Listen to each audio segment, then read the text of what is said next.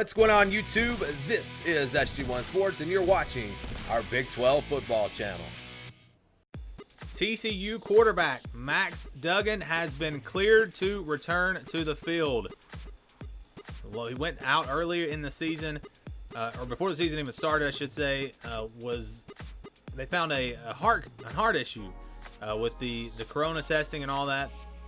They did more testing and found a condition with his heart, and didn't think he was going to be able to play this year. And he was for sure expected to be the starting quarterback for TCU. Really the only guy there with a lot of experience. He started last season, of course, and didn't think he was going to play. Thought he would probably have to sit out this season, and really I didn't know if he would ever play again.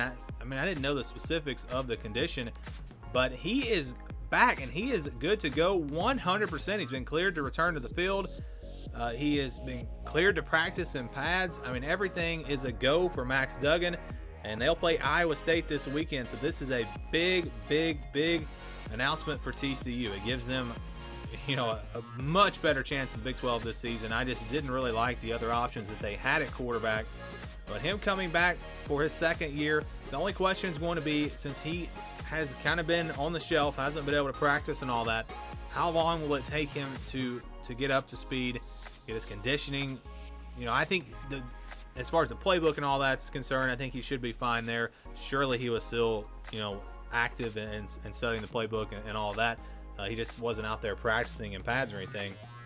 But yeah, he's going to be back for this game against Iowa State. Iowa State, of course, had a terrible opener. And a lot of people thought that TCU could be a dark horse in the Big 12 this season. I wasn't so sure, especially after losing Duggan. I thought, this team probably doesn't really have a chance. Don't know who, the quarterback position, what's that going to look like. But now that he is back in there, and the way that these other teams in the Big 12 have looked, TCU might just be a team that's in the top 3 in the Big 12. Are they in the top 2? We'll have to wait and see.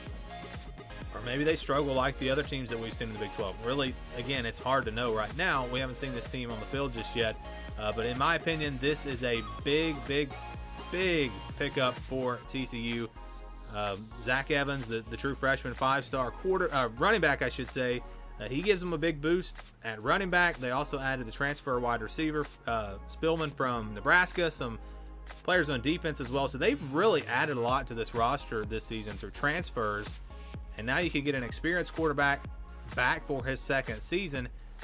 And I think that is just really going to give them a chance to maybe make some noise in the Big 12. Again, this was a very popular pick back in the preseason before Duggan went down. Last year, you look at what he did. He, again, was a true freshman. Keep that in mind. He threw for 2,077 yards, only a 53.4% completion percentage, 15 touchdowns, 10 interceptions. So going to have to improve, become a little bit more efficient, I think. He also was very good on the ground, had 555 yards rushing, 4.3 yards per carry, 6 touchdowns on the ground. So he's a dual threat guy. And with Zach Evans back there, that takes a little bit of pressure off of him potentially. And maybe TCU is that team, that dark horse team in the Big 12, like a lot of people thought. I think this is great news and really gives them a chance. What do all of you think? Do you think TCU with Max Duggan in there now has a chance to maybe make a run in the Big 12?